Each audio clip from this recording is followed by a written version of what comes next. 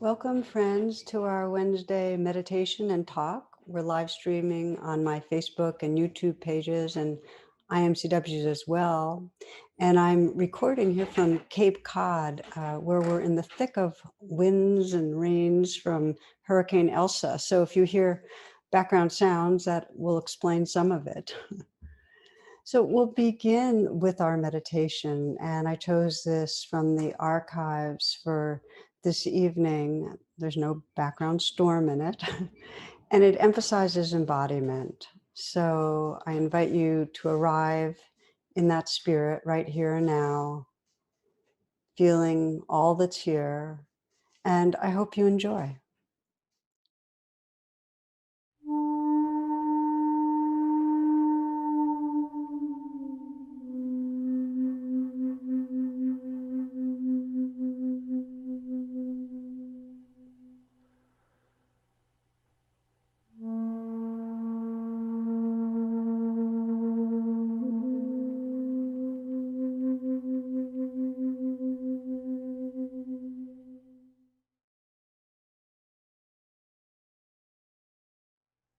One of the direct gateways to presence is waking up our attention in a relaxed way through the body.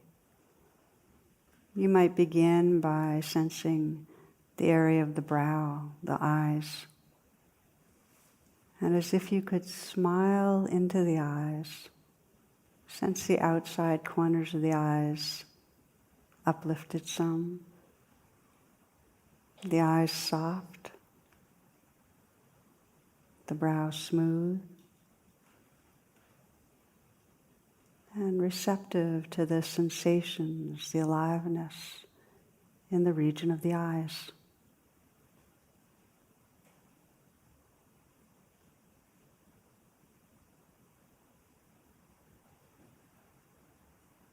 You might let that receptivity spread, feeling the scalp and the skull, the sensations that arise.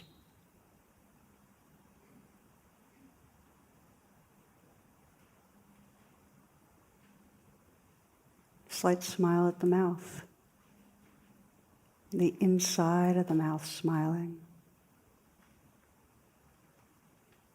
And then a receptivity to the sensations in the tongue, the gums, the teeth, the lips.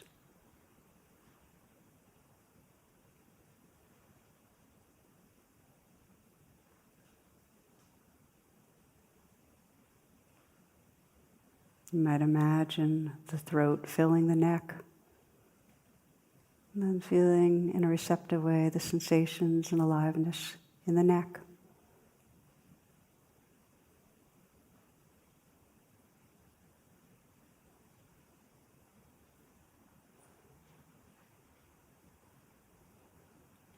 Letting the shoulders fall away from the neck.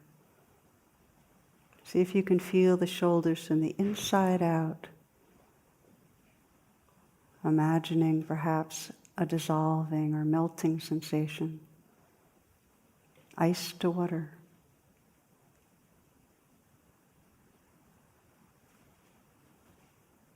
Water to gas.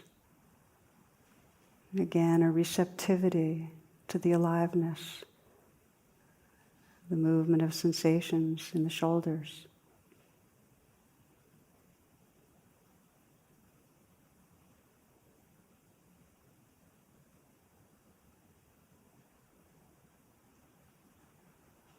Aware of the length and the volume of the arms.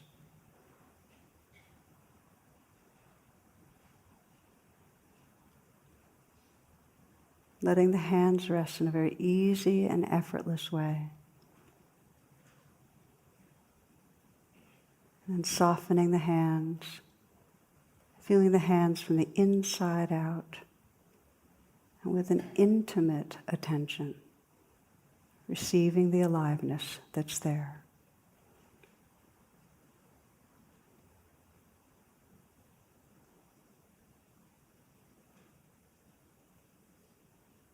Notice if you can sense tingling, vibrating in the hands.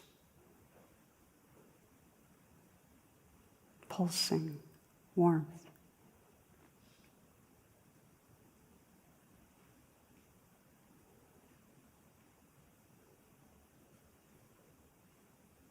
letting there be an openness to the chest area, and sensing, visualizing, feeling a smile spreading through the whole heart area. This is not to paper over what's there, but rather to create space for the life that's here.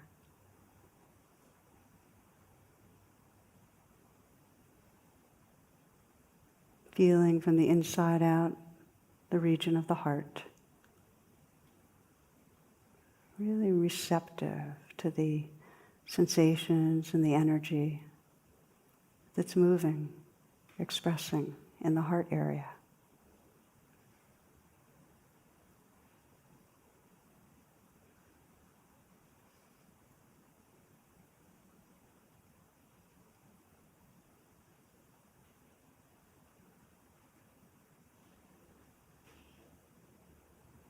Scanning down the body and feeling the belly, softening the belly.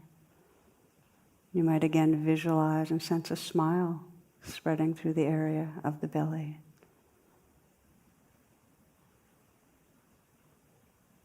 Let this next breath be received in a softening belly. This breath. And now this one. And again.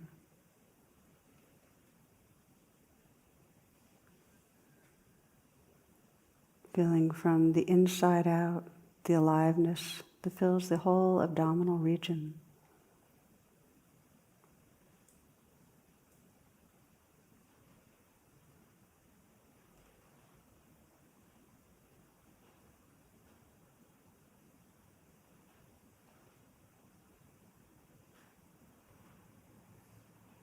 Continuing to scan down, feeling the pelvic region, and again you might imagine, visualize, and sense the curve of a smile. And with a receptive attention, feeling the aliveness, the sensations in the pelvic region.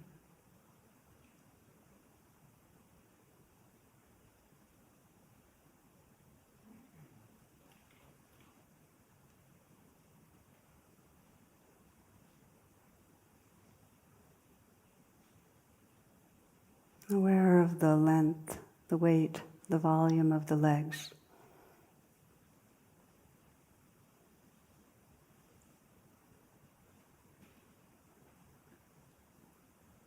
Feeling the feet from the inside out, receptive to the play of sensations there. Tingling, vibrating, pressure, temperature.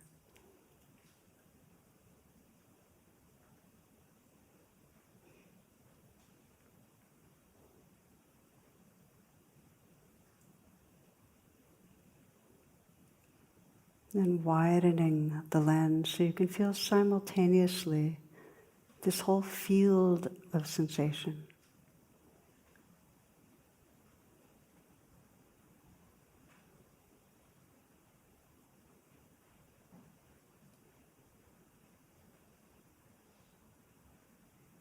Sometimes described as the energy body, this ever-changing dance of warmth and coolness, of tingling, vibrating, pulsing, tightness or flow. Just letting everything happen.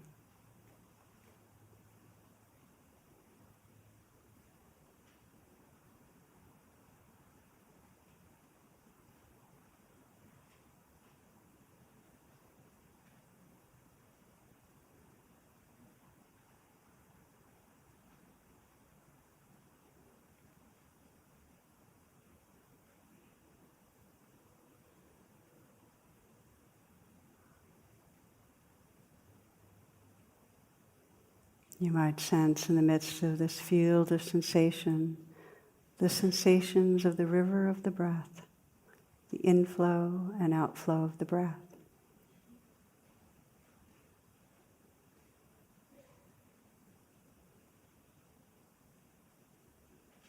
With a receptive attention, letting the sensations of the breath be in the foreground.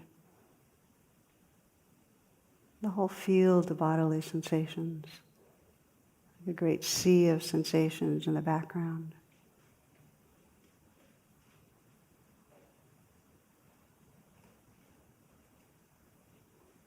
Resting with the breath wherever you feel it most easily, wherever it's either most pleasant or most natural to attend.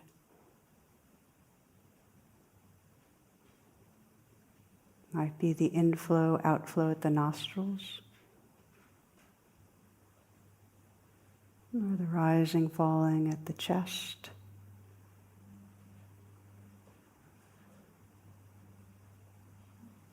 Perhaps the expanding and deflating at the belly. Or for some, it's the sense of the whole body breathing, opening with the inflow of the breath and settling with the outflow, even on a cellular level.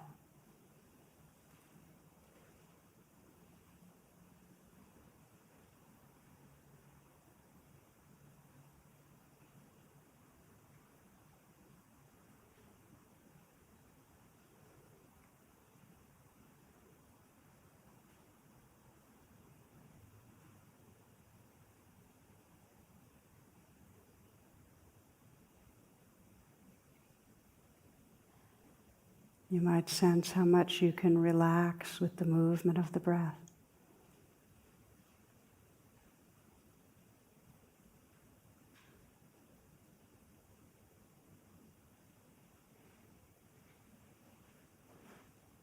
The waves of the breath in the foreground. This ocean of changing sensation in the background.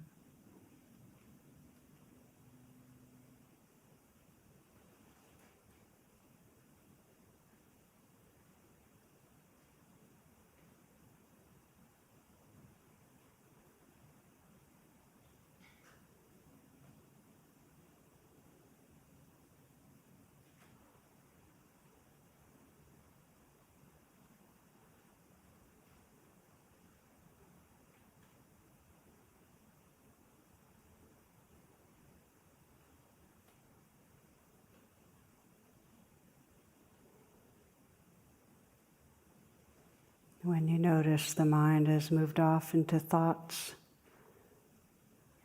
let the practice be quite simply one of re-arriving gently, without any judgment. Take a moment to pause, to relax open the attention, aware of the sounds around you.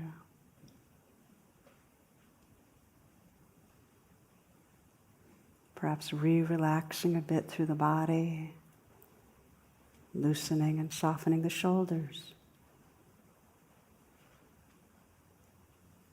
Letting the hands rest in a soft and easy way, feeling the life that's there.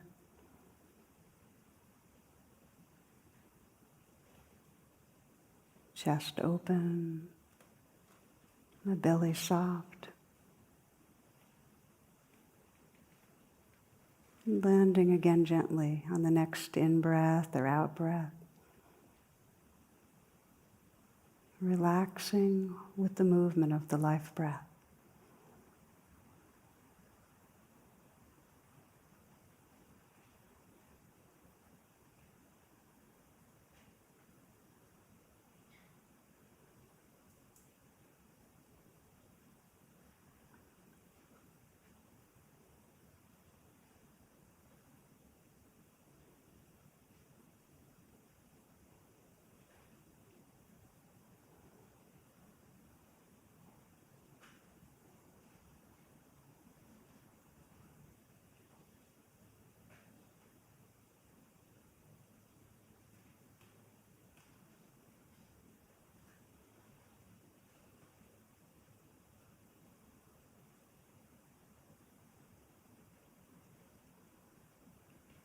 Each time the mind wanders is an opportunity to practice arriving again, arriving in presence, re-relaxing, Gently reconnecting with the breath, and sensing the whole field of sensation.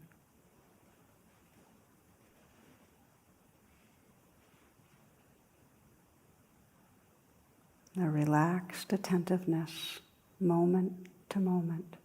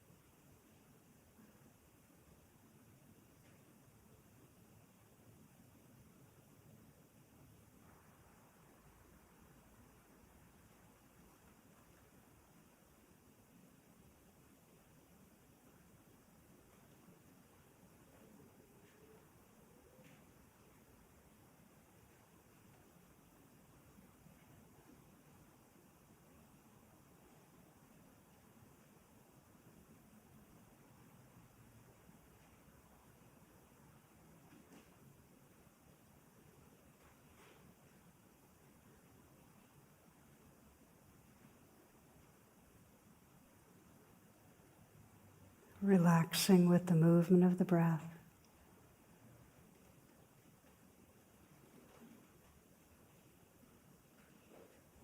Sensing the background of aliveness.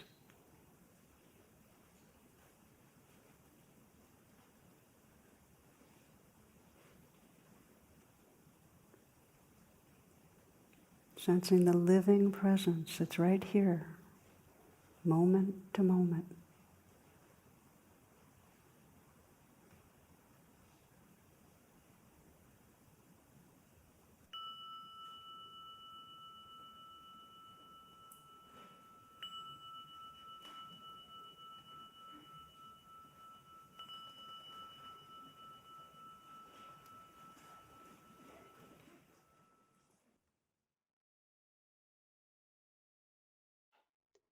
So bringing yourself back, we'll take a short pause for some announcements. You might want to stand or stretch as I speak. I invite you to check my website, tarabrach.com, for virtual offerings. And the one major reminder is that this Saturday, the 17th, we have our now monthly satsang. It's now once a month versus every week. So please do save your space now. You can get to it from my homepage because there'll be more people signing up since we're not offering as regularly now.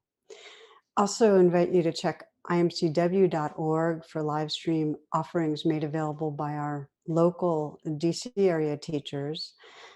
Jonathan Faust will be teaching a RAIN partner training this coming Saturday. To be part of that, imcw.org or jonathanfaust.com, and you can sign up. We have a women's retreat coming up this weekend, Nourish, with Jennifer Stanley, Trish Maggieri, and Sylvia Garcia Pereira. Starts July 23 through July 29. So you can register online at imcw.org.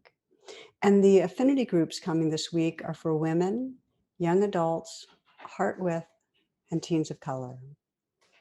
Finally, as most of you know, the teachings, the meditations that I put out are offered freely. Your donations go a long way in helping to support that process. So I just want you to know I'm grateful for what you offer. We ask $10. If you can't afford that, that's fine. If you can offer more to cover for those that don't, that's really appreciated too. Either way, you can find links there in the description. Okay, so we'll have a few moments of a pause here before we begin this evening's talk, which is a conversation, you'll hear more, with Michelle Maldonado. Okay, thank you.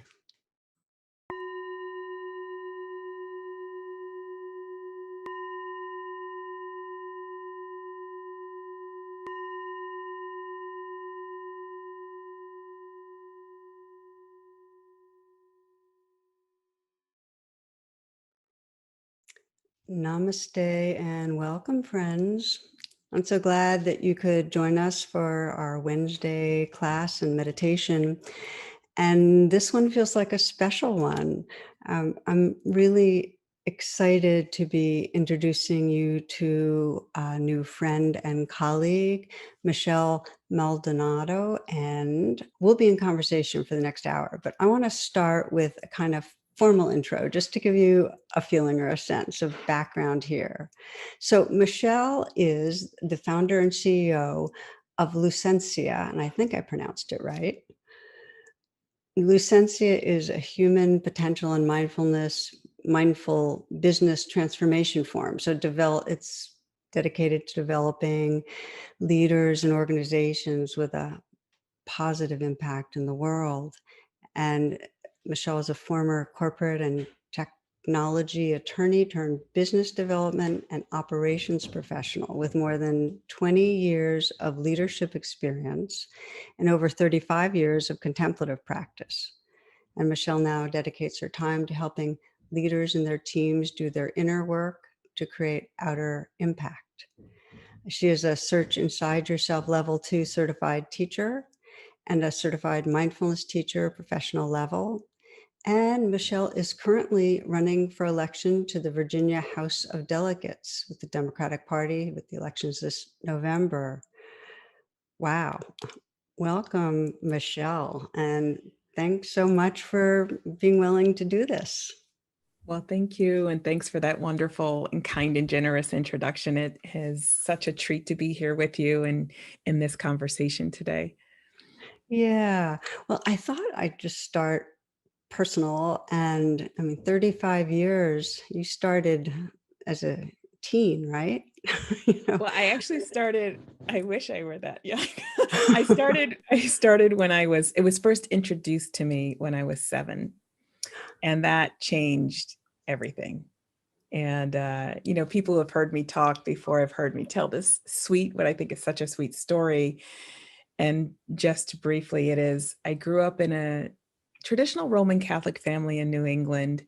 And my grandmother's sister was Buddhist, a practicing Buddhist. And she didn't have any children and she traveled the world. And she was everybody's favorite aunt. And one summer, my older sister and I got to spend the summer with her in Casper, Wyoming, where she introduced us to some of the indigenous communities and traditions. And then shortly after arriving, she asked us if we wanted to come sit quietly with her. And we did. And and she didn't really use language. She didn't say it was meditation. She didn't use any language other than to say kind of, quiet here so you can be here, as she placed her hands on my heart and my sister's heart. And then she'd say, and you can get up when you're ready, even if I'm not done. And the thing that I knew at that young age without words was feelings. And I just knew that I felt different, that the colors were more vibrant, the sounds were crisper, and that things just didn't bother me the same way. And my aunt now is the sole surviving sibling of that generation, and she is 94 years old. And I asked her in her late 80s why she didn't give me language, and she's a whippersnapper, and she was like, "You were 6 or you were 7." She said, "You needed to use your own language in the world with your friends," and so it was just very sweet, and it stayed with me, and I just continued it. I mean, obviously at 7, 8, 9, 10, I wasn't rigid about it, but I knew to take a breath. I knew that the breath was my friend, and I knew that I could call on it. And it wasn't until I got really into high school where I started to have a more disciplined practice with it. Wow. So did you have a kind of formal introduction in the mindfulness world and tradition at some point? I did. I did. When I went off to college, because again, I had no idea what I was doing was meditation, and I volunteered at a local gym and my freshman year. And I remember they put a new class on the schedule called meditation. I didn't know what that was. And I looked and I saw these people sitting on the floor, quiet with their eyes closed. And I thought it was strange because I didn't identify what I did with what they were doing because I had never done it as a group. And I'm dating myself a little here, but that was like shortly after the Waco tragedy in Texas. And I thought this was cultish at first. I was like, what is this? And my friend popped her head over my shoulder. She goes, oh, they're meditating like you do. And I said, what? And that was my introduction, like, oh, what I've been doing all this time is meditation. And then I started to learn about different lineages, different styles, and all of that. And began to, deepen my practice, not with any particular lineage or anything, but it was just sort of the seeds were planted to really influence my way of being and the nature and quality of my presence in the world. Lovely. Well, I just love your grandmother's instructions. Just quiet here so you can feel here. I mean, we don't need a whole lot more, do we? Very simple. So, Exactly. so roll us forward a little in time, because you then have dedicated yourself to mindful leadership, but you were an attorney. So was there some like pivotal experience or something as an attorney that made you shift careers and really mainline on this? Well, I didn't know that I would end up in this space. It wasn't as if I had this goal or intention, but I always did feel a calling. I always felt Mm, like there was mm, more ways to show up in business. And when I was in college, the reason I went into business is because when I was in college, I was in the 80s, the late 80s and early 90s. I was really upset by how companies were abusing their employees and the environment here in the US, and particularly in Mexico, where they had lots of what were called factories that were called maquiladoras, and they were particularly abusing women and the environment. And I made a decision back then that I was going to be this corporate activist, and I was going to get a law degree, and I was going to go into those corporate organizations, and I was going to help them, be better from the inside out. And so I knew I had that kind of feel, but again, I didn't think about my practice or my mindfulness as being one of the ways to do that until much, much later, when I started to see people. I started to notice that wherever I went, whether I was practicing law or I was in a business role, that I was the one where people kind of knock on my door and they'd open it. Can I talk to you for a minute? And then they'd come in, shut the door, and then they'd be gone like an hour later. And I would have so much work to make up at the end of the day because I was the one. And I was also, once I moved out of the legal space, and then I went into working in an online learning institution for adults, um, my team that I was brought in to kind of create something new, we were outperforming our sister brother teams by double digit millions of dollars. mm, mm, And my boss finally asked me one day, what is it that you do that's so different? And I didn't really understand the question because I didn't think about it in terms of what I did. And it dawned on me in that moment. And I said to him, it's not what, it's how. mm, And I explained to him. And mm, then he quickly said, well, I don't get any of that, but it works. So go ahead and keep doing it. And so that's when I started to, around 2012, I started realizing that this was important, and that I wasn't intending to be quiet about it. I wasn't ashamed about my practice. It just never occurred to me to be open and public about it until then. And mm. I saw one day, I think it was Jeff Weiner had done a post about managing compassionately back in 2012. And I said, well, you know what? He's the CEO of a publicly traded company. At the time I was a director. I'm like, I'm just a director. I don't have anything to lose if he can be that out about. So it was from then on, I started to integrate, to be public about it, to share about it, to teach about it, to create things about it, and to show why it was important to bring mindfulness into our walk and talk in the four walls of our Mm, ecosystem. mm. And it just mattered. And that's how it all kind of started. Wow. So I'm curious, if I was a fly on the wall, when he asked you, what are you doing? And you told him the how, what's the how? Yeah. Which is really like, what makes a mindful leader, and what was it you were doing? So I didn't go into as much detail with him as I will here, because I do Yeah. think that there are qualities, and we have lots of beautiful people like yourself and Janice Barterano. And, I mean, there's just so many people who speak on this and do beautiful justice to it. When I think about it, the first thing I explain to him is, how we show up matters and how we respond and treat other people matter. And it can't just be focusing on the human doing part, because we cannot, even though we try to tell ourselves we can multitask, we can compartmentalize, we bring all of ourselves to whatever we are doing. And that all of ourselves means our traumas, our biases, our life experiences, our joys, our passions. We bring all of it with us, and we spend a lot of energy trying to manage containing parts of ourselves in these spaces. But I would always give permission for my team to be whoever they were, and to feel that that they were safe if they made a mistake, right? So there's a lot of, conversations around psychological safety, and then really holding people accountable, but not in judgmental ways. In conversations, a lot of people say, hey, how do you have difficult conversations? And the first thing I say is, I don't label it as difficult conversations. I just label it as a conversation, because words matter, and it starts to create a mindset as you enter into the dialogue. And so as a mindful leader, you are best supporting yourself and others when you bring those elements into it. And then you're also really aware. And the way I think about awareness, I call it like a mindful awareness. And I think about it in context, because everything happens in context, whether you're sitting on the pillow or you're at a table at the office or on a Zoom room like we are today. Everything is happening in context. And so I describe it like 3 concentric circles, with ourselves being right in the center, the next one being others, the third being the surrounding, and all of that creating our ecosystems. So that awareness that we have has to travel through all those layers.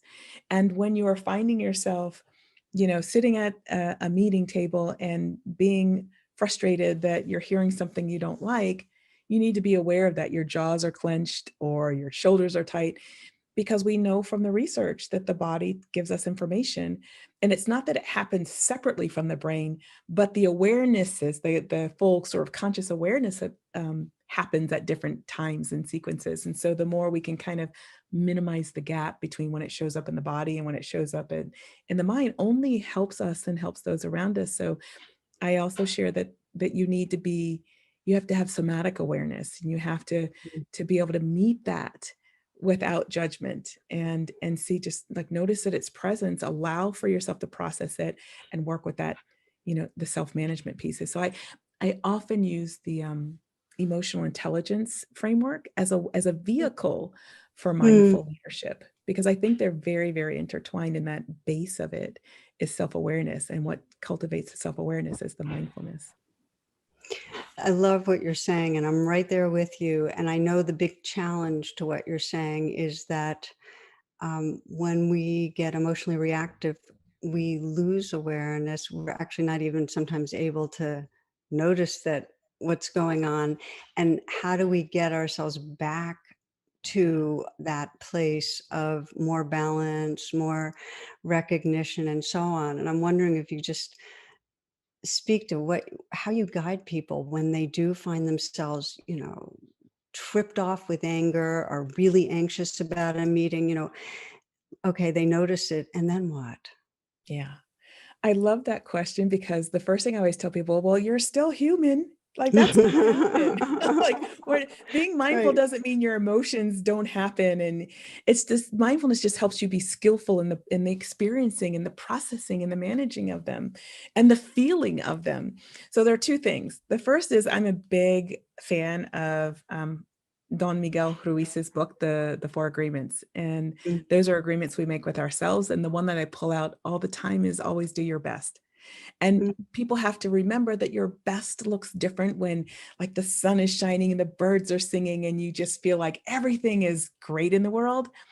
The best in that context is very different from if you're sick or you're caring for an ailing loved one or you're struggling in some way. Your best in that context may look very different. So the first thing mm, we have to understand is, like, give ourselves grace and permission and self-compassion, that when these things come up, that doesn't translate into there's something wrong with us, or I'm doing it wrong, or I've messed Mm, up. It's we're human. Embrace the humanity, and mm, then be kind and compassionate with it. And the other thing is to really understand when it's appropriate to allow those feelings to be expressed. mm, Again, your context is going to matter. When you are feeling in the throes and you're really, and all of a sudden you catch yourself and you're like, oh my gosh, I really just lost it there. The, or you are feeling very out of sort of balance. One of the things I often do to people is I just go straight, feel your feet, feel the sensation of your mhm, feet on the floor, just ground yourself and mm, notice that. Or take a deep breath, because we know the power of the breath. We know that, and maybe it's take 3 breaths, right? Because we know that the taking and slowing of the breath activates the parasympathetic nervous system. And we know that if we elongate the exhale, that it also activates the vagus nerve. And those two together, the parasympathetic nerve and the vagus nerve together, help really support the body coming back into balance, to help mm. your mind come into clarity so you can be more choiceful and skillful in your response. So I often say, be easy on yourself, but be accountable too. And at the end of all of that, if you need to apologize, then apologize. And it's not an excuse, but it is an explanation. So you don't want to, Mm, feel like I said sorry, so that should be it. Depending on how you showed up, there might be some hurt feelings and it might take some time. But being accountable for how you showed up and acknowledging that to the other person or people is also part of that process. beautiful. I love it. I love it. Yeah. So, personal question. We all have like a trajectory in terms of how we're waking up as mindful humans, mindful leaders. Have there been areas that you've really had to pay extra attention to that have been challenging in cultivating these qualities? Because I'm getting that you have some natural tendencies. There's a reason people would come to talk to you. You'd be the one. And what have you had to work on? What's been hard for you? Oh, so many things. Let's see where to start. So the first thing I will say is I grew up in a family dynamic where I really had to kind of fend for myself. Now, what that did is it made me fiercely independent and very capable of getting things done. As an adult, what it did is it created a pattern in me that I never asked for help, Mm, and that I had a savior complex. So in my mm, 20s and 30s, I exhausted myself because I tried to do everything for myself and I tried to save other people.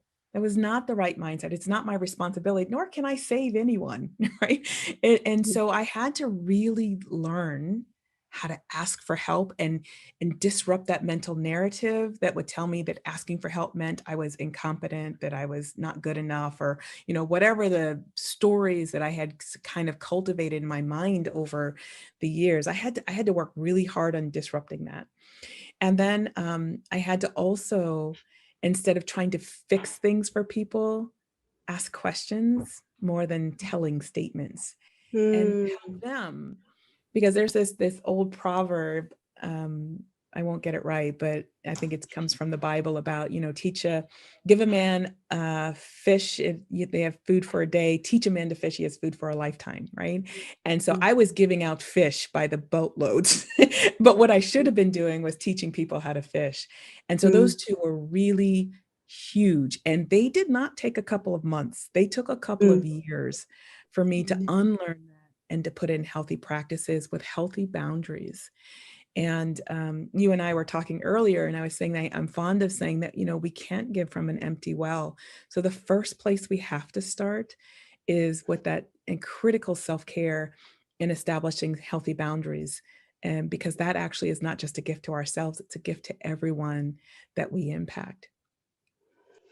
So true. And it's one that does take decades to ease into, really.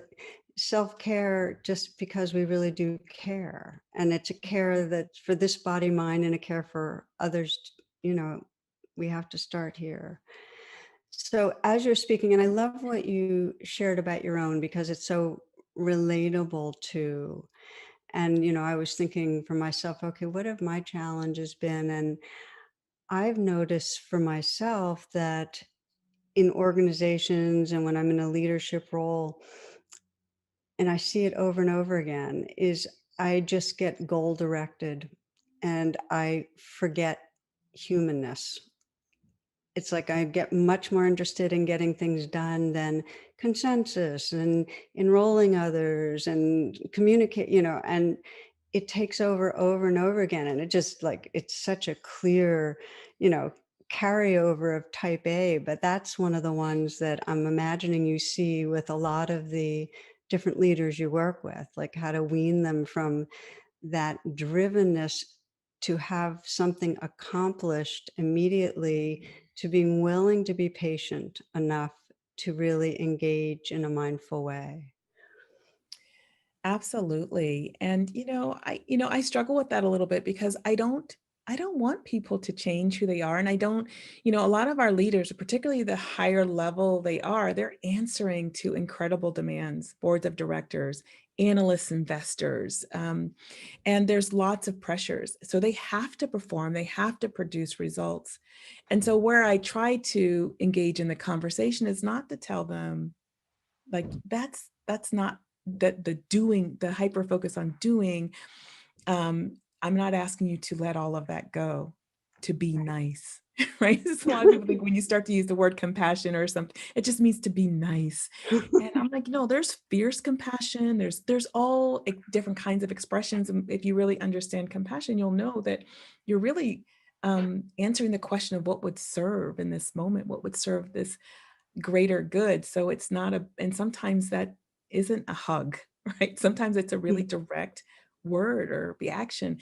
And so I infuse it with, um, as you're getting things done, don't forget to bring people with you. Don't forget to engage in human conversation around it. And don't forget that everybody's going through something you know nothing about. Mhm. And so we're all struggling with something and we're all celebrating some things. And so if you just even think about those things from time to time, it helps you to remember to keep the humanity in the equation. So then instead of barking something at somebody, you're asking or telling or directing, but your tone, your posture, your presence is different. And again, not necessarily kind, it can be directive, but there is a way that we speak that invites others in to follow or to lead with us. And there's a way that we speak that keeps up a wall. And I invite people to be mindful of how they're showing up. And that is an awareness of body language, of tone, of words chosen, and whether you're paying attention or not. Because sometimes when you're doing, you're in a meeting, so you're not even really paying attention. Then you're on your keyboard, you're checking your phone, you're like looking who's walking by the office, you're all over the place. And I invite people to think for a moment of a time when they were in a conversation and somebody was doing that to them, and how did it make them feel? And the things that come up over and over again that I just use this in this bucket is everybody wants to feel heard, valued, and seen. And when we show up as leaders, we have got to be even more intentional to make sure we are honoring those three things. In the Atlantic, in I think the summer of 2017, there was an article that talked about how leaders, the higher level they go, the less compassionate they become. And it's not because they become worse people or their capacity to be able to be compassionate is diminished. What it means is that with the demands, we lose our focus and we start to singularly sort of have these blinders on. So that the higher level you go, sometimes the more effort at reminding yourself, at expressing it, allowing compassion to flow through you, um, isn't as natural because you're so hyper focused on getting things I done. think that's a really important point on the hierarchy. The higher you are, the less compassion. And I think partly it has to do with demands, but I think it's similar to a lot of the research that shows that the more wealth and power, the less empathy, because I think there is something with power that severs us from remembering what's it like for you. And I've noticed in myself that I forget how people feel around me. That they can, because I have a position of power, that they can feel intimidated and even more need to feel recognized or appreciated. I forget Mhm. that. And it's because I've been role locked in a power position. So over the last decade or two, I've had to very intentionally ask that question. I often quote Ruby Sales, who I love, is, she's an amazing elder and leader and spiritual voice. And she just asked that question, where does it hurt? And just to do what you described and switch roles and really sense, okay, there's needs, a need to be seen, a need to be respected, a need to be heard. Um, it's something, if we all could do, would be great, but it feels really, really important for those who are higher on a hierarchy, that even a legitimate hierarchy, it feels really Mhm. important. So I Yes. love that you're bringing that up. And I'm curious for you, do you have role models, people that have really inspired you with their leadership? Oh, most definitely. And at the risk of sounding, I don't know what, but you Mm, are one of them. And my father and my mother um, have been incredible. I come from a family. Sure, there are people out in the world, but I will say the most impactful have been the ones in my family. My family has struggled in ways that are incredible. I mean, not necessarily unique, but certainly in relative terms, is what I know. And so my father's side of the family came here from the Cape Verde Islands, and what it was like to come to this country as an mm, immigrant population, not knowing the language, looking for work, trying to establish roots mm, and raise children in a new country.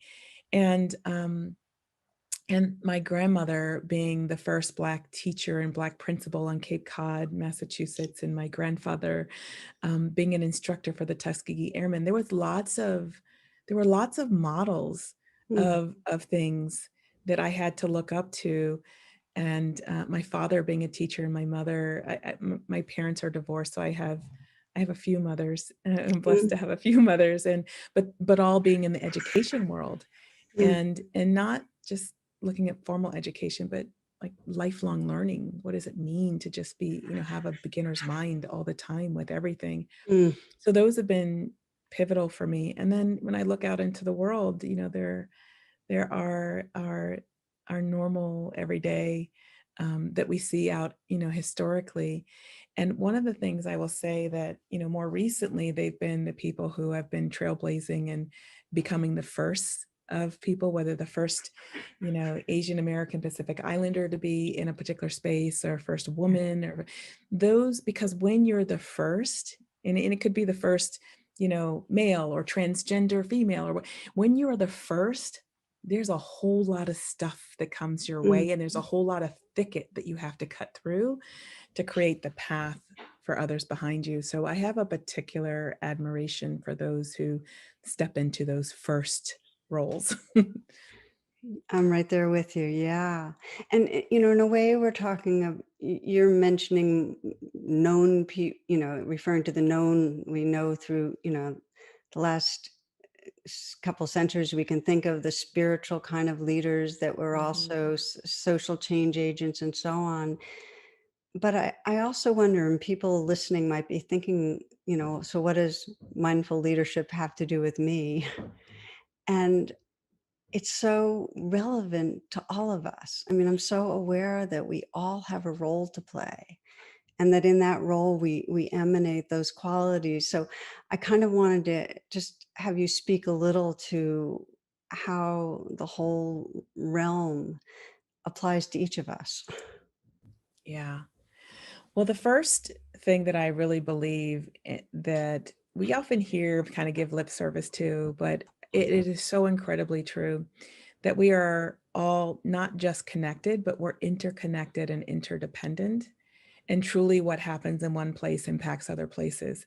So I just had a conversation recently with someone that says, but what if I don't care about those things over there? It doesn't really impact me. And I'm like, but it does. And let me give you an example. We see things that happen just in our country that may happen in a particular community, and we don't pay a lot of attention to it until it spills out into broader communities. But Mm. if we paid attention to it when it impacted this insular community, then if we looked at the trajectory of that, we could mitigate, we could even prevent additional suffering. And that suffering can take many forms. That suffering can be very felt and individual, and it can also be collective. And when we talk about trauma, we have individual trauma, we have collective trauma, and we have intergenerational trauma. And our nation has a lot of trauma built up over centuries. So even if you are feeling good in this moment, you know that if we don't handle things like people able to have enough food, or people being able to have enough a roof over their head, a safe home, and having food and housing security, or that limits population in communities from being able to thrive and flourish. And when people can't thrive and flourish, they do a number of things. They can give up, and then it becomes the government, our tax dollars that has to care for them. They could turn to crime because they can't find another way to get what they need to care for themselves or their family. We pay for that as well. Or they could develop health conditions that that then ripples across. Even if they have insurance, it ripples across the sphere. So it matters, because what happens to your neighbor is also happening to you in some form or fashion. And if we can get ourselves to be that, and to acknowledge that, as not thinking, oh, it'd be so nice if everybody felt that way. We should not be worried. That's like an example of me trying to fix everybody else. That is not our responsibility. Our responsibility is to show that and be that ourselves. So when you bring that into work as a mindful leader, people feel that. And people are like, what do you mean we can feel it? I use this example all the time. Think about, maybe when you were a kid, if your parents, whatever family unit that was, whatever the adults were that were caring for you, had an argument, but you weren't in the room, but you walked in the room, and we have this expression, man, that tension was so thick you could cut it like a knife with a knife, right? We've all said those things. So we can feel that, and you can be in the presence of someone and feel a certain way.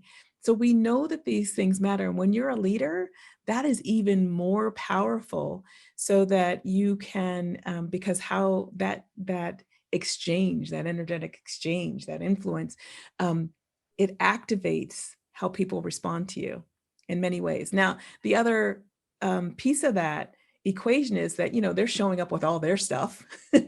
And Mhm. so just because you're showing up mindful and present and aware doesn't mean that people on the other side of that are going to be nice or respectful Mm. or whatever. But that's okay.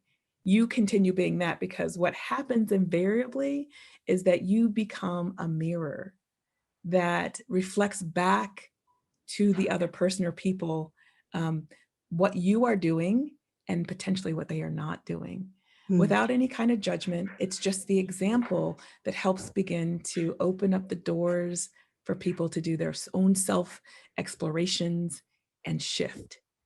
And it's contagious. I love the word contagious because that feels really true. And there's a lot of research on, if one person is in a very open-hearted space or one person acts in a generous way, it just ripples out. And I want to pause and just say, if you're hearing a lot of sounds, um, Hurricane Elsa has hit, and we have gusts here of up to 40 miles per hour. So Wow. that's the rattling you're hearing in the background. I don't hear anything. I would never know if you hadn't said something. That's Oh, incredible. yeah. Well, welcome, Elsa. And, I'm really loving what you're saying because we underestimate our impact on each other. It's like, it doesn't matter who you're with, your heart space, your thoughts, your mood has an impact on everything. We just are inter-influencing all the time. And so when we talk about mindful leader, it doesn't have to be like a leader of an organization. You could be um, at a dinner party, or you could be with your family at dinner, or you can be at a PTA meeting where we know right now it's pretty hot, because of Mhm. all the, white lash back on, teaching about critical race theory and history and so on. There are so many places where if we're able to remember to honor the value and respect everybody, no matter how much their own reactivity and conditioning is playing out, if we're able to do that, that creates a space that actually impacts people.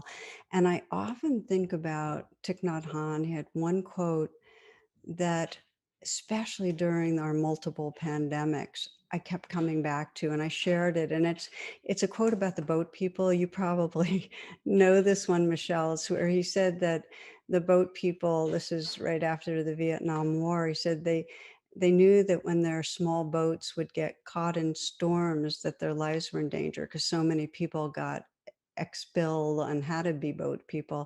And he says, but if one person on the boat could in some way remember to be calm, to not panic, it was a really great help for everyone. And he said people would listen to them and keep serene, and there was a chance for the boat to survive. And this is, then he goes on, he says, our Earth is a small boat. Compared with the rest of the cosmos, it's a very small boat and it's in the danger of sinking.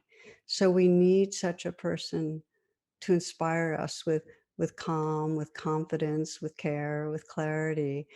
And then he says, who is that person? If you are your best, then you're that person. Only with such a person, calm and lucid and kind, will our situation improve. And then he just says, be that person. And I feel like what you're sharing with us are the qualities of a formal leader, but also informally, all of us, if we want to help evolve consciousness on our planet, these are the qualities that really make a difference.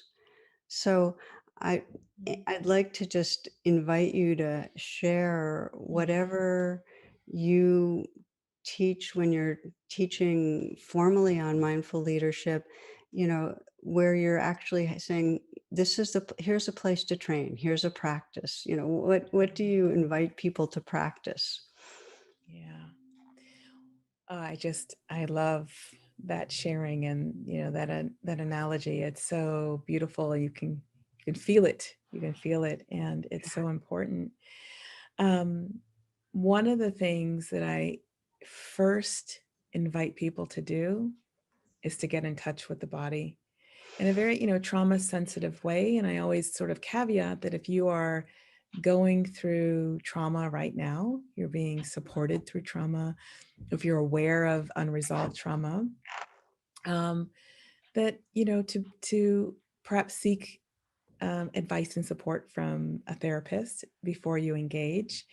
And if you are able to sort of move into some of the breath work and feeling into the body, to remember that you have choice of when to stop if you need to, that self-care is paramount, but not to stop just because it becomes a little uncomfortable, but to stop as an act of self-care if you need to.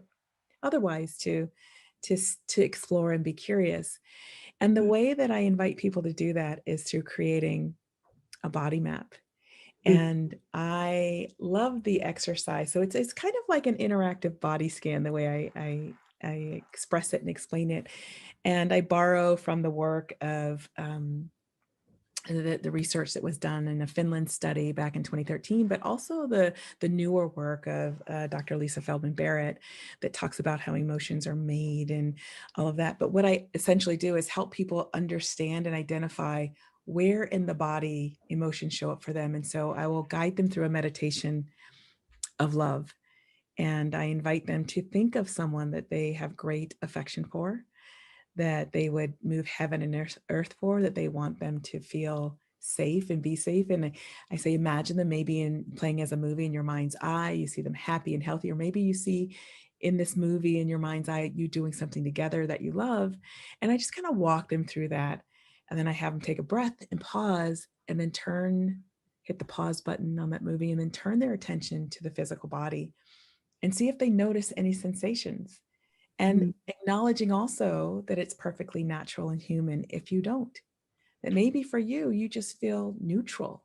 You don't really feel anything, but mm, just noticing with curiosity and kindness, non judgment, what locations you might feel something in your body when you are evoking these sort of emotions of love. And then we take another kind of pause and breath.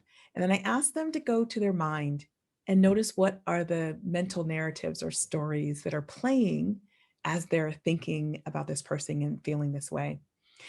Before that, I would have had them draw on like a human silhouette on a piece of paper. And then after that, we kind of close that piece, and then I have them go back to the paper and mark on the paper locations where they notice mm, sensations. mm, And then also to notice the type of sensations. Was it tingling? Was it warmth?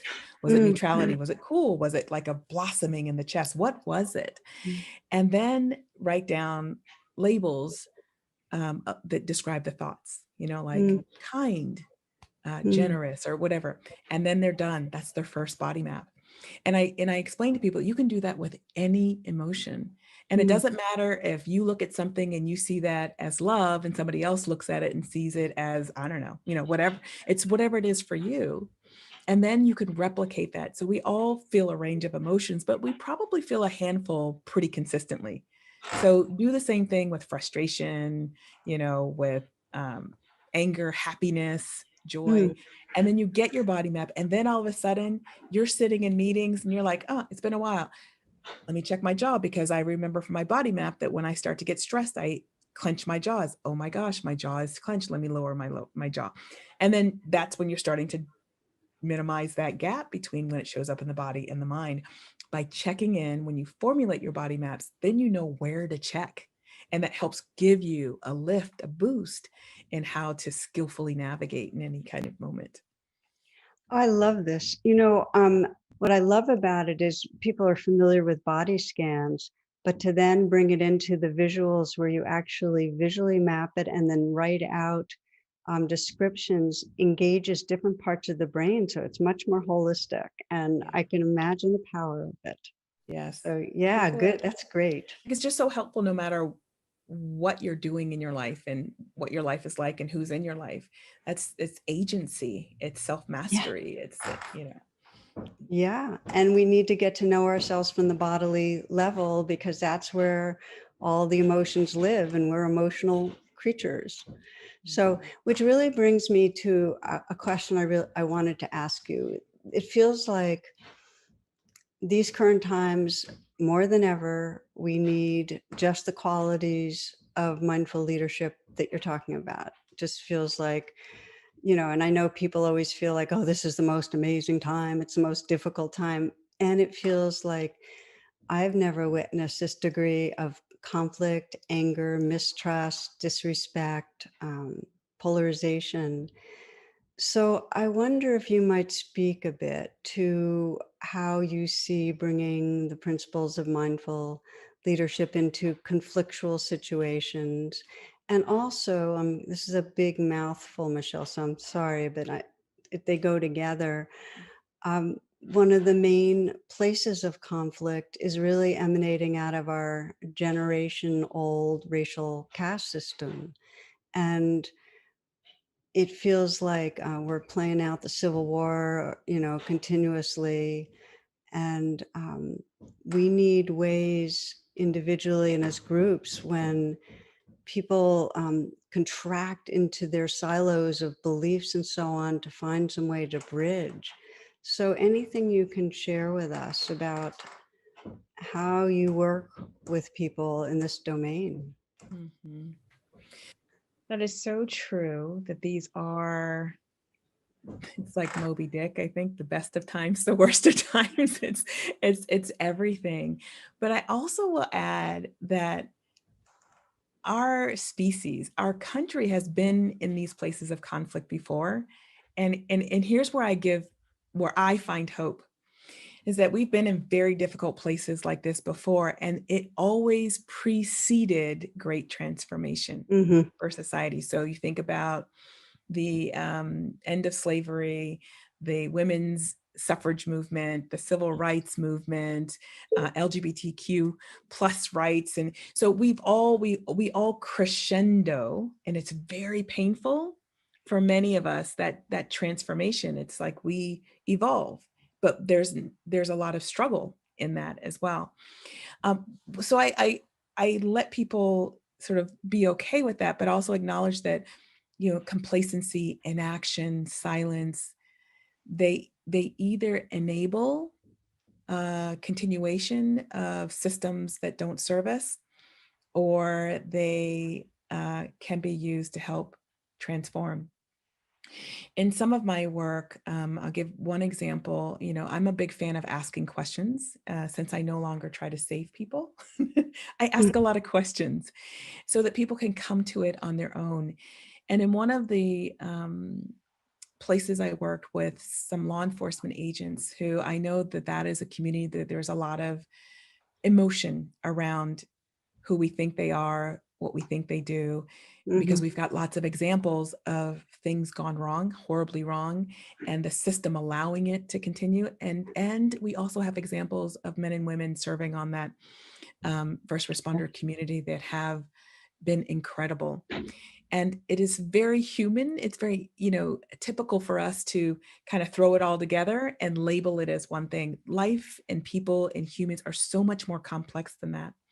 But what I often do is, in this particular space, and I do this in other spaces too. So one time I was speaking with a group of folks who were responsible for working in the border communities when the crisis started to happen in the last presidential administration.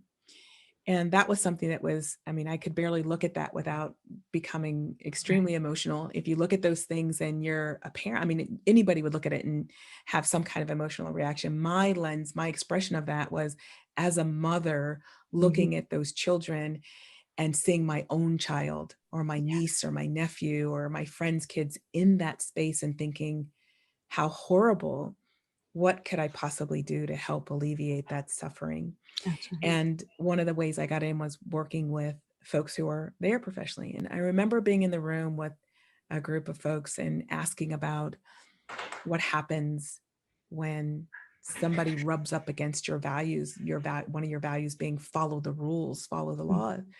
And this person in the room explained, and it was clear in the explanation that this person wasn't feeling a lot of compassion, and so I just, and it was okay. There was no judgment in the room. And I just allowed there to be a little bit of a pause. And then I asked the question, and how do you keep the humanity in that equation? And he kind of looked down, closed his eyes, and then looked back up and said, I can't, because I wouldn't be able to do my job. Mm-hmm. And that broke the room wide open to be able to have a very serious, difficult conversation that at the end of our multiple days together, that the group understood and acknowledged and was committed to living the truth that there was never a circumstance where it was okay or acceptable or appropriate to strip the humanity out of what we're doing. And so there's a lot of questions I ask. That's important.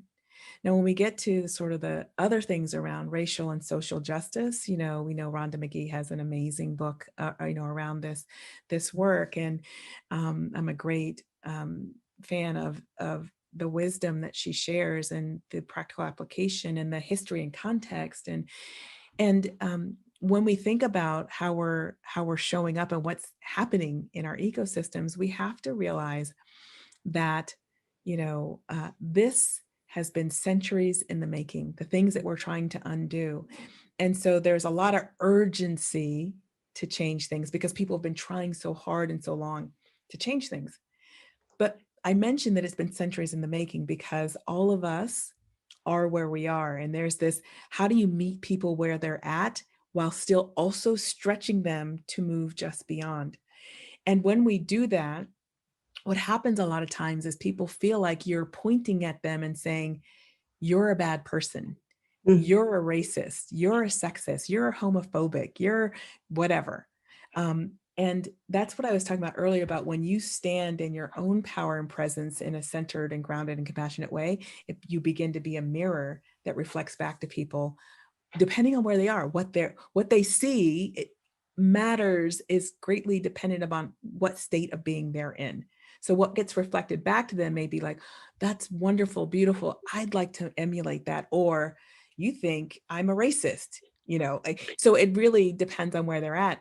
So I want to share something with you that I read when we get into this space, and it's from Isabel Wilkerson's Cast. And this is how I present it in the work. Um, and I start out as, and here we are. We are all homeowners who have inherited a house on a beautiful piece of land, but the soil is unstable and cracks have begun to develop in the foundation. And not one of us was here when this house was built. Our immediate ancestors may have had nothing to do with it, but here we are, the current occupants of a property with stress cracks and bowed walls and fissures built into the foundation. We are the heirs to whatever is right or wrong with it. We did not erect the uneven pillars or joists, but they are ours to deal with now. And any further deterioration is, in fact, on our hands. And so if we accept that we just inherited this, and as we inherit something, we become natural players in it. And what does that mean? What does that look like? Is my presence enabling a hobbled system, continuing the deterioration? Do I even believe that there is deterioration? Is there a hobbled, circumstance? But it's worth the reflection and the self-reflection and self-inquiry to ask. And when you answer that question for yourself, there is that first inner dialogue, inner reflection, but then it requires external dialogue, because you can't get it from your own perspective alone.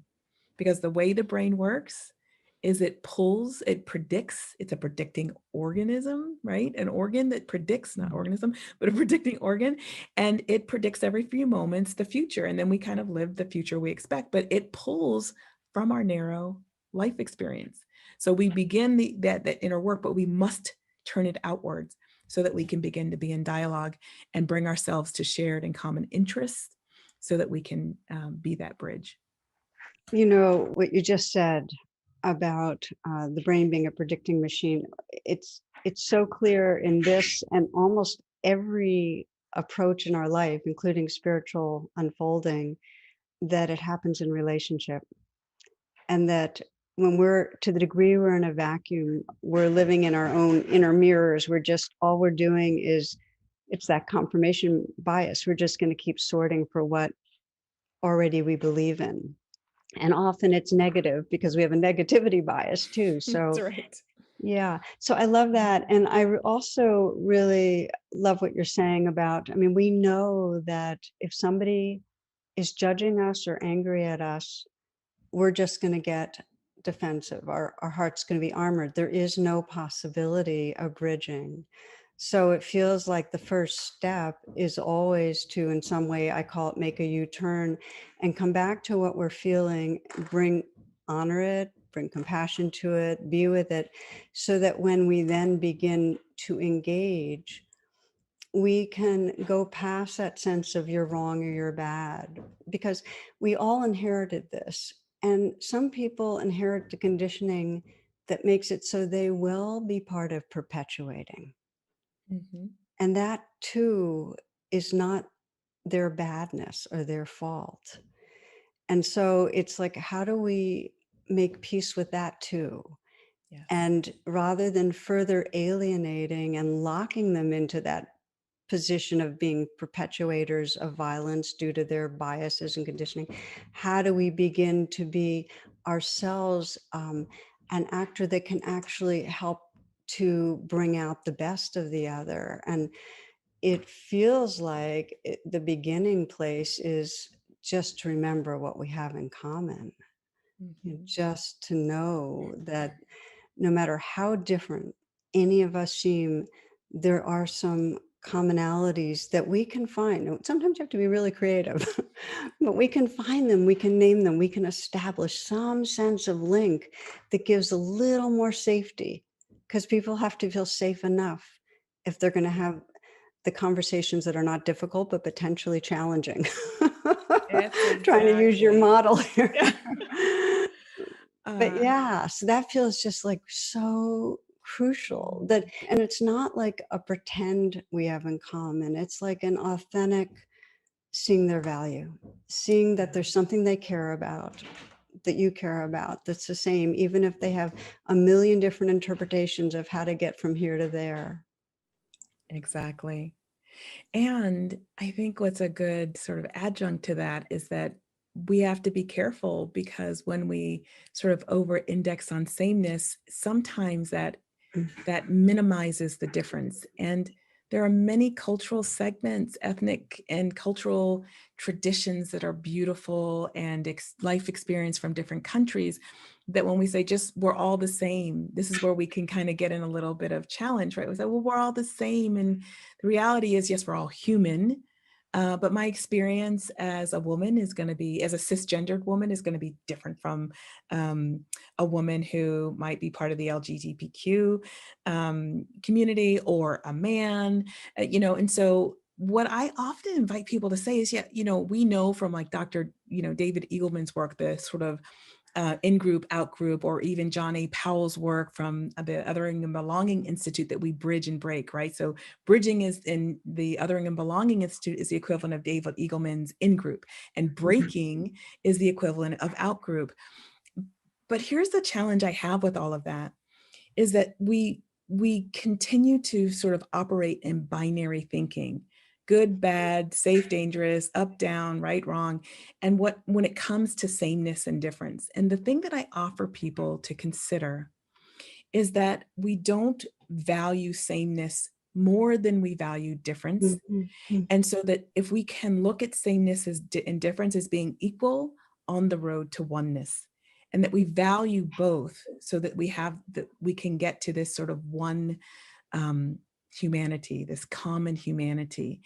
And because there are things that I love about Cape Verdean culture, the food, the dance, the music, the traditions, how we honor our elders. That's difference. But if you say no, we're all the same, that doesn't matter. I don't see that. I don't, because we're all the same. The sameness is beautiful, but the difference is beautiful too. But we don't. We have been taught to minimize difference, or that the difference is where conflict is. And I'm inviting people to treat them both equally with honor and respect. Well, I love that because I'm right there with you that I've seen in spiritual communities, the mantra "we're all the same" is a total whitewash, so to speak, of the very real different experiences people have. And it's in a way a defense. And it's part of white fragility. I don't Mm. see difference. So completely with you. And there ultimately, if we really are respecting the essence of all beings, we can celebrate difference and just be richer because of it. I mean, Absolutely. biodiversity, we won't have a planet unless there's difference. So I'm there with you. And it does feel like the challenge is we get identified around the difference, and our identity grasps it more than we grasp sameness. That Yes. sameness is more cognitive, but the grasping around difference is more fear based. Our basic primitive organization of our brain is to scan for difference and to have all of our fight, flight, freeze responses go around it. So it does seem like an important one to become awake to, to see how Yes. reactive we get. Yeah, because once we become aware, then we can choose to disrupt and mitigate. And then That's that paves the way for us to bridge and to broaden our notion of in-group. And that doesn't mean that you ignore danger signs that are like true danger, but it does mean that we start to question our own notions of who those people are, or who that thing is, or and so being engaged in that reflection and inquiry and conversation is really powerful to serve as a basis for a meaningful shift. one of the things I read. You wrote an article. It was about really shifting some language. And right now, the language, a lot of the trainings are diversity and inclusivity, and you suggest shifting it to belonging and unity. And so I thought maybe just to share a little why that seems important to you. Yeah, so I said that several years, almost 10 years ago at this point, and I Oh, was at it's a old. conference. No, but I use it because I don't come from the diversity and inclusion world. I'm not a D&I consultant. Yeah. And my personal approach to things is I don't focus on like when I name something, I'm not focusing on the tactics. I'm focusing on what's the outcome. So think Mm, about when we protest things in the world. Think about in the '70s, we had war like anti-drug. We had the war on drugs. We had the protests against wars. We were always focused on the things that we didn't want. that we're And so, against. Yeah. right. And so why can't there be a peace protest? Why can't there be, so I choose words that I feel reflect the outcome that is desired, because I believe you grow energy towards that. Where does your attention go? Wherever it goes, the energy follows. We build it up. And so I was sitting in a conference one day and we were talking about these things and everybody was going on about diversity and inclusion. And I don't even think that people get the inclusion part right. I think they get the diversity part right, where, well, we've got all these people of color now, we've got all these whatever. And, and even in the diversity piece, a lot of people narrowed it to like women and black and white. And, Mm, and diversity is so much more than that. mm, And, but inclusion, I liken it like this. This is an example that's not mine. People have heard it. Diversity is having a whole bunch of people at the dance that are different, but inclusion is actually being asked to dance, mm, right? And so I believe that when you are included, you feel that you belong. mm. And people have said, well, why don't you use belonging and community? I said, because we've got communities all over the place where there's no unity. Yeah. And so I look at, if you have belonging and unity, you've got healthy communities, you've got healthy and civil discourse, and everybody wants to feel like they belong. And we can't feel like we belong if we don't feel like and that unity is there's trust, there's respect, there's kindness, there's accountability, there's all these things that I think aren't reflected in the D&I language. I brought it up because I really love it. It's like there's a Hebrew saying that people, when there's no vision, the people perish. And it's like, can we frame things that really bring more and more into our shared psyche what's possible? Because what's possible becomes a gravitational field that draws us versus what we're against. So I resonated with it, which is why I asked you. And that really actually leads into just a couple more things I really wanted to get to. And one is, I was so inspired and delighted to know you're running for Virginia delegate. And I'm kind of curious, like, can you share what motivated you? Why do you want to do this? Uh, Because not everybody wants to jump into the political fray. Well, listen, I had no idea I would end up here. It was not a lifelong ambition to move into politics. And there was just a number of things that were happening around our country, which also was spilling out across borders into other countries, which is another example of why what happens in one place happens in other places. What happens to one of us happens to all of us. And people have asked me this question multiple times, and there's not just one thing. It was just this incredible coming together of so many things, but two really key things that pushed me, completely into, okay, I've got to do something. And the first was looking at what happened, in the summer of 2020 with the murders of Ahmaud Arbery, Breonna Taylor, and George Floyd, the horror of it. Now, that wasn't the first time our country's been here. It was just the first time that we had recordings of it, that made it hard to ignore. Right. And then, all that came out of that. And then January 6th happened. And throughout all of this, I kept saying, where are the high visible leaders, not our feet on the street activists who have always dedicated their time and efforts to righting wrongs and moving humanity forward, but where were the high level visible representatives, officials saying, I'm going to stand in the divide, because if there were ever a time to bring our country together, it's now. And I wasn't seeing it. And I kept asking the question, and all I saw was more and more people standing on their side of the divide. And all I could think about was, how it was tearing our country apart. And I was thinking about all of our children. And we can look at what was happening at the border and you can say, oh, those children from Central and South America, or Central America primarily. I didn't look at it like that. I looked at that and said, those are our children. Those are our children. Whether you have biological children of your own or not, those are our children. And so I was looking at all of those things and thinking, the last straw was January 6th, the insurrection, the attack on the Capitol, and then the subsequent attempt to reframe what it really was into something that it wasn't. And at that point, when I asked the question, I didn't even finish the sentence before I heard this whisper thought, this whisper voice that said, maybe you are one of those people that you're looking for. And as soon as I heard it, kind of my eyes got wide, like, I don't think so. No, I'm not trying to, nope, I don't think that's me. And I said, well, actually, that feels very aligned. And I was very surprised that that's what surfaced for me.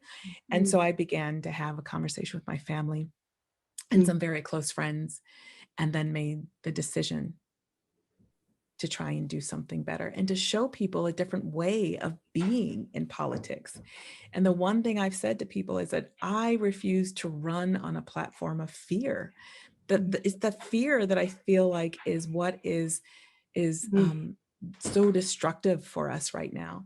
And people run on fear because they're afraid they won't get reelected or they won't get elected at all.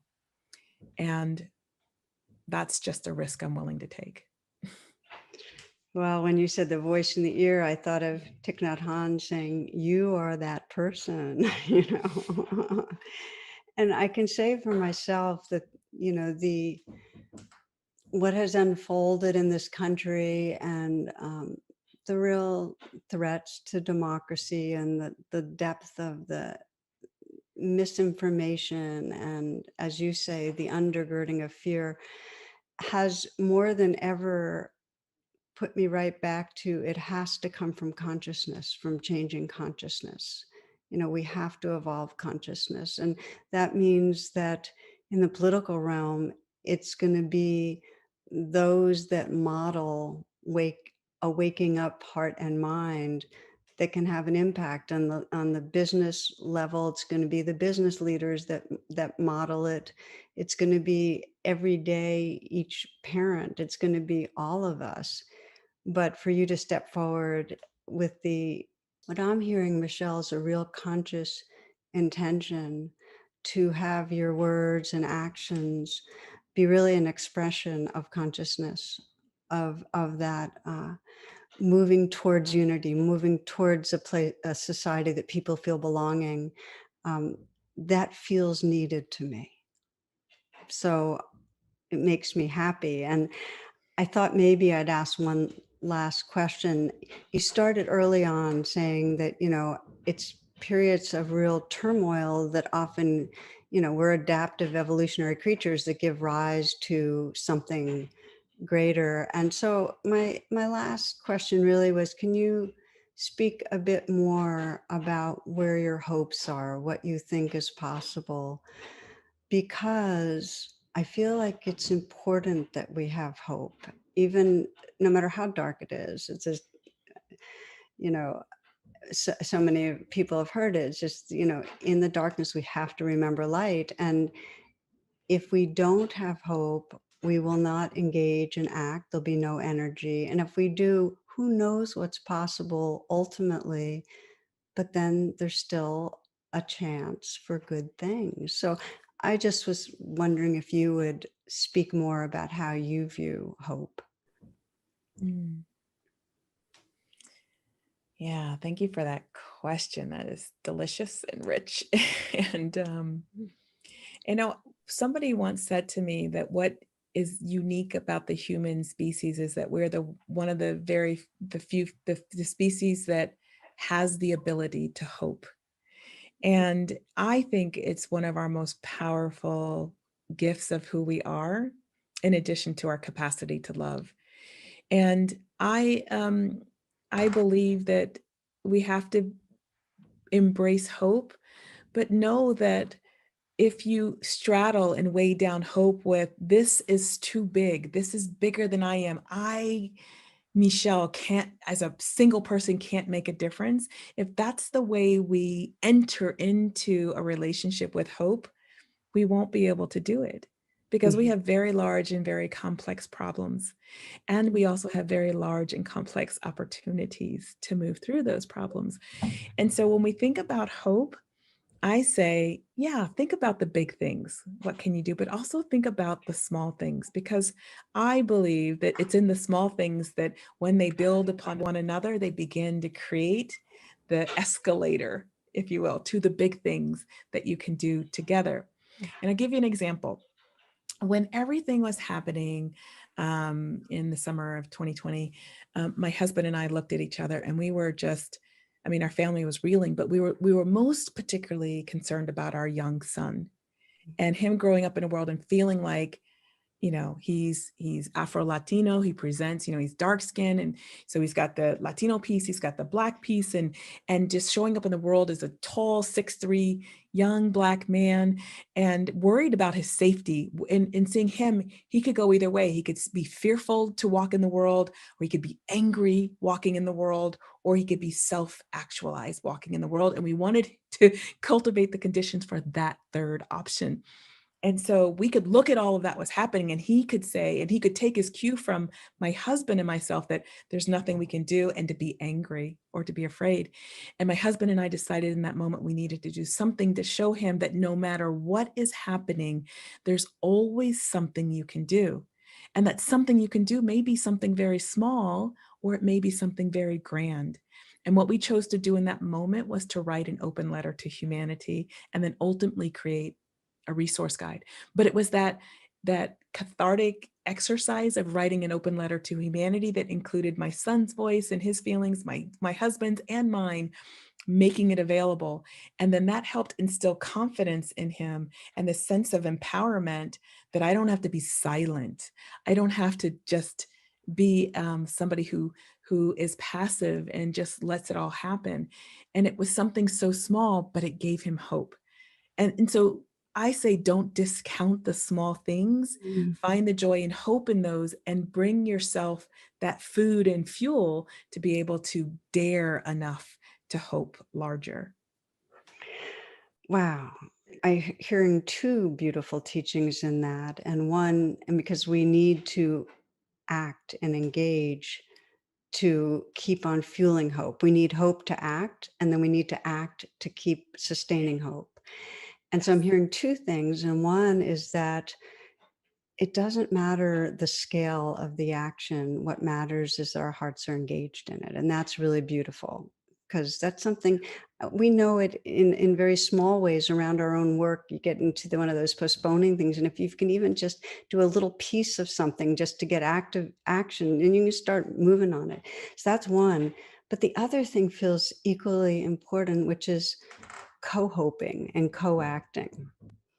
I Yes. don't think we Yes. can act alone or hope alone. The classic Fred Rogers mom who said, when you're feeling despair, just remember the helpers. It Mm, really helps me to think of you, Michelle, doing your work. I mean, it just helps me. It gives me hope.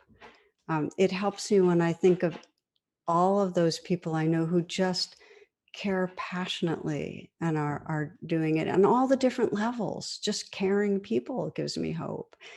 And when I am engaged in conversations like this, or in any situation where we're together in it, that togetherness, it in some way relaxes some of that fear. And it just reminds me of the ultimate truth that we're not alone, that we really are in it, that we do belong to something larger. So I love both of those pieces in your story about your family. It's really beautiful. thank you. Thank you. So, any final words, anything you might not have said that you'd like to share before we close? Just that I really want to leave with an invitation for people to lean in and be okay, especially with the stuff that feels like you are particularly resistant to it. That is one of the biggest calls and invitations to lean in even more to broaden understanding. And not that you have to agree, but there is this acceptance that comes with understanding and acceptance of what is present that allows you to lean in and be that bridge builder.